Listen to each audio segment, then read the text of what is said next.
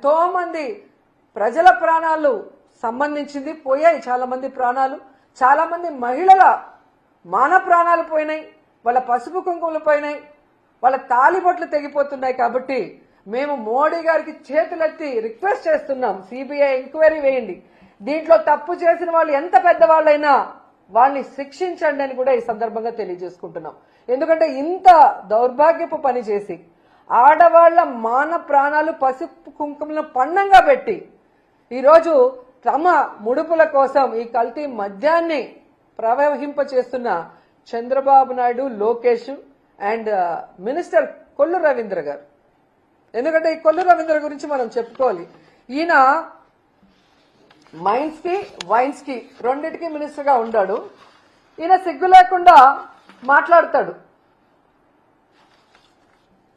ఇంత ప్రూఫ్స్ తో కూడా దొరికితే చంద్రబాబు నాయుడు ఏమో వైఎస్ఆర్సీపీ వాళ్ళతో ఎక్కడ సౌత్ ఆఫ్రికాలో బిజినెస్ చేస్తున్నారని ఒక డైవర్షన్ కట్టుకథ చెప్తుంటే ఈ కొల్లు రవీంద్ర చెప్తాడు, ఈ కల్తీ మద్యం తయారు చేసింది మేం కాదు, వైఎస్ఆర్సీపీకి చెందిన వాళ్ళు అని.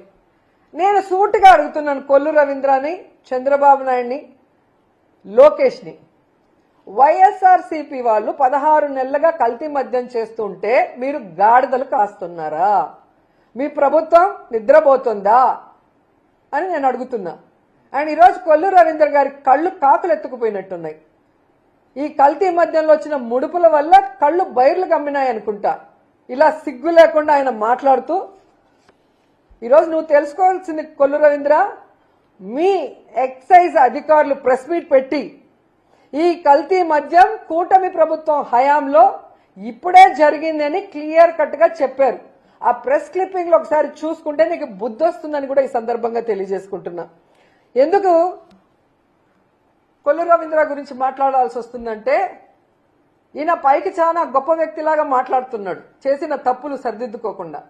ఇటు వైన్స్ లో అటు మైన్స్ లో ఈ రాష్ట్రాన్ని గుండు కొరిగిచ్చేస్తున్నాడు.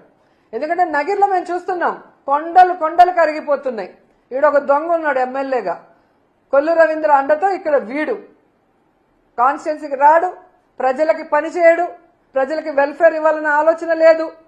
ముఖ్యంగా ఇక్కడున్న పవర్ లూమ్ వాళ్ళకి 500 యూనిట్స్ ఫ్రీ కరెంట్ ఇస్తామని చంద్రబాబు నాయుడు వీడు వాగ్దానం చేసి ఎగ్గొట్టింది కాకుండా సిగ్గు లేకుండా పవిత్రమైన అసెంబ్లీలో ఫ్రీ కరెంట్ ఇచ్చినందుకు థ్యాంక్స్ అని చెప్పి అసెంబ్లీని కూడా ఏమార్చిన పెద్ద దొంగ ఇక్కడున్న నగిరి ఎమ్మెల్యే భానుప్రకాష్. సో ఈ కొండలన్నీ కరిగించి ప్రజలు ఈరోజు నోరు కొట్టుకుంటున్నారు, ఇలాంటి వాడిక మేము ఓటేశామని.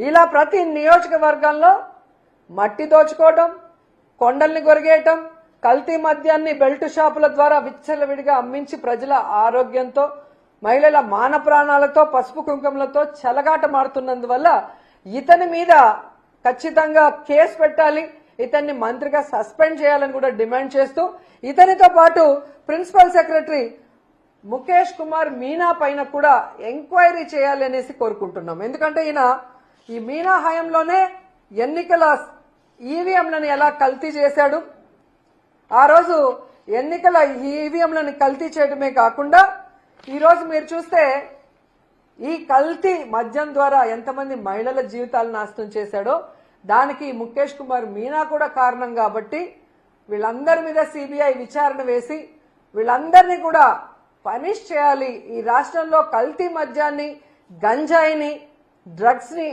అరికట్టాలి అని చెప్పి మేము మోడీ గారిని చేతులెత్తి నమస్కరించి వేడుకుంటున్నాం. ఎందుకంటే ఇది ఆడవాళ్ల జీవితాలకు సంబంధించిన విషయం, ఇది ఆడవాళ్ల పసుపు కుంకుమలకు సంబంధించిన విషయం, ఇది ఆడవాళ్ల తాలిబొట్లకు సంబంధించిన విషయం, ఇది ఆడవాళ్ల మాన ప్రాణాలకు సంబంధించిన విషయం.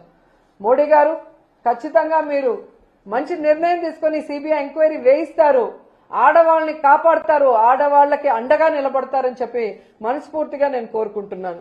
అండ్ ఈరోజు ఈ రాష్ట్రంలో ఉన్న మహిళలందరికీ కూడా నేను విన్నవించుకుంటున్నాను, మీ భర్తల ప్రాణాలు, మీ అన్నదమ్ముల ప్రాణాలు, మీ కొడుకుల ప్రాణాలు కాపాడుకోవాల్సిన బాధ్యత మీ మీద ఉంది.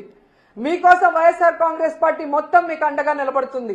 రేపు రాష్ట్ర వ్యాప్తంగా ఈ కల్తీ మద్యం మీద ఎక్సైజ్ ఆఫీసుల ముందర ధర్నా చేస్తున్నాం. మీరందరూ కూడా వచ్చి కలుసుకోండి.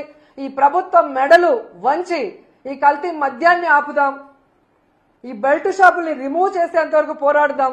సిబిఐ ఎంక్వైరీ ఎన్డీఏ ప్రభుత్వం వేసే వరకు పోరాడుదాం.